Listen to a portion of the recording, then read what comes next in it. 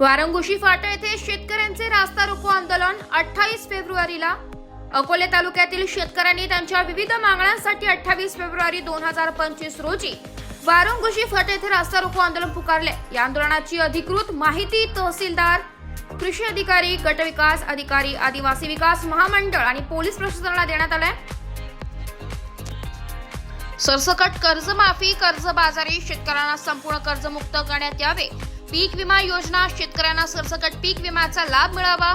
धान भात हमी भाव, धान पिकास रुपये 3,500 ते 5,000 प्रति क्विंटल हमी भाव मिळावा। बाळ हिरड्याचा हमी भाव, बाळ हिरड्याला रुपये 300 ते 450 हमी भाव देण्यात यावा। कृषी योजना अंमलबजावणी, शेतकऱ्यांना सरकारी कृषी योजनांचा प्रत्यक्ष लाभ मिळावा, यासाठी अधिकाऱ्यांनी शेतात जाऊन योजनाची अंमलबजावणी करावी, या प्रमुख मागण्या करण्यात आल्या। समाजसेवक अनंत महादू घाणे, तुकाराम खाडे, भरत घाणे, जयराम इदे, घारे महाराज, पांढरे पाटील, सागर रोगंटे, भांगरे बाबा, बाळासाहेब झडे, बाजीराव सगभोर, रामदास पिचड, कुंडलिक घारे, सुरेश गभाले, सुनील पवार, मारुती खाडे, विठ्ठल भवारी, तुकाराम सारुक्ते आणि अन्य गावातील शेतकरी मोठ्या संख्येने या आंदोलनात सहभागी होणार आहे। शेतकऱ्यांच्या प्रलंबित मागण्या पूर्ण व्हाव्यात आणि सरकारने त्वरित लक्ष द्यावे, यासाठी हा लढा उभारण्यात येते। अकोले तालुक्यातील बारी, पेंडसेत, वारुंगशी, वाकी, चिंचोडी आणि आसपासच्या गावातील शेतकरी बांधवांनी मोठ्या संख्येने सहभागी होण्याचे आवाहन करण्यात आले। शेतकऱ्यांचे आंदोलन सरकारला जाग आणण्याचे काम करणार आहे। नमस्कार, मी समाजसेवक अनंत घाणे।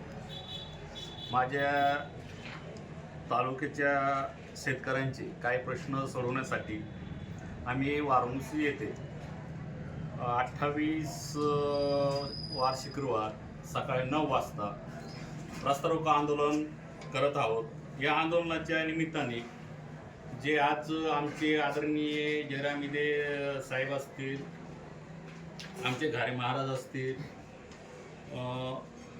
तुकाराम सोमा खाडे असतील,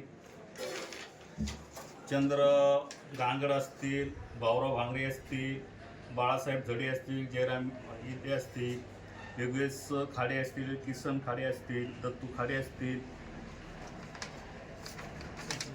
बाजीराव सगभोर असतील, तर आमचे इथं जमा झालेले सर्व शेतकरी यांच्या माध्यमातून आम्ही वारुंगशी फाटा इथे जे आंदोलन करतोय त्या संदर्भामध्ये जे शेतकरी कर्जदार आहेत आणि कर्जमाफीचं शासन वेळोवेळी आम्ही कर्जमाफी 100% करतो असं म्हणून जे वाटाण्याची अक्षता लावतोय, त्याविषयी 100% सरसकट माफी करावी, यासाठी जाग आणण्यासाठी आम्ही शासनाच्या विरोधात जाऊन आंदोलन करतोय।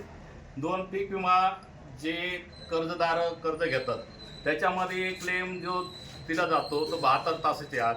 ज्यावेळेस आदिवासी भागामध्ये पाऊस प्रचंड असतो, त्या प्रचंड पावसामध्ये 8-8 दिवस लाईट नसते, रेंज तर 15-15 दिवस नसते आणि यामध्ये 72 तासाची आत ठेवल्याने शेतकरी कुठेही जाऊ शकत नाही आणि येऊ शकत नाही। काही ठिकाणी शेतकऱ्यांची अशी अवस्था होती का पाण्यातून वाट काढून तालुक्यात ठिकाणी जाणं मुश्किल होतं। यासाठी शासनाने सरसकट पीक विमा लागू करावा अशी आम्ही एक दुसरी मागणी केली। 3, आमचे धान जे भात उत्पादन आहे यासाठी कुठेही हमी भाव नाही। कुठंतरी शासन 2300 रुपये दराने खरेदी करतं, त्याच्यामध्ये रिबीट 2% ते 5% दिला जातो। त्या रिबीट न देता आम्हाला सरसकट हमी भाव दिला पाहिजे।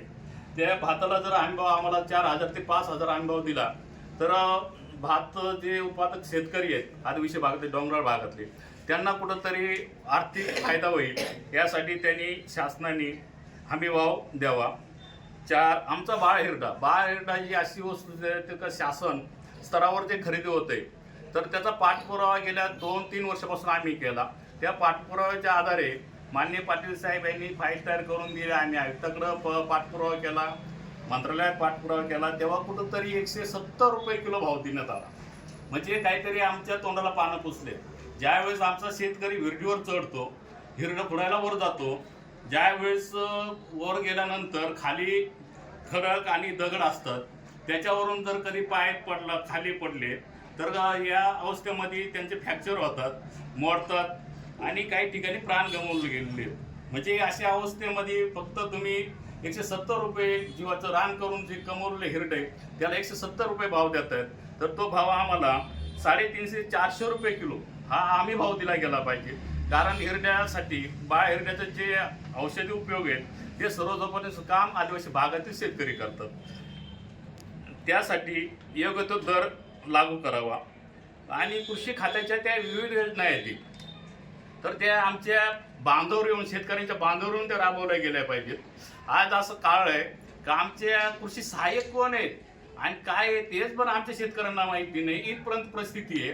तरी कृषी खात्याच्या ज्या योजना आहेत शासनाने त्या बांधावर लागू कराव्यात आणि त्यांचा कार्यकाल वाढवावा असे मी सर्व समाजाच्या वतीने, आदिवासी भागाच्या वतीने व तालुक्याच्या वतीने सर्व शेतकऱ्यांच्या भावना सरकारपर्यंत पोहोचवण्याचं काम आम्ही 28 तारखेला करतोय. तरी सर्व शेतकऱ्यांनी 28 तारखेला आंदोलनात सक्रिय भाग घेऊन शासनाला जाग आणावी अशी मी सर्वांच्या वतीने विनंती करू थांबतो. धन्यवाद. आत्ताच आमचे कार्यकर्ते धारे साहेब आणि ज्येष्ठ समाजसेवक इदेदाजी यांनी जे मुद्दे घेतलेत ते एकदम योग्य आहेत. शेतकऱ्यांच्या मुद्द्याचे आहेत, जवळचे विषय आहेत आणि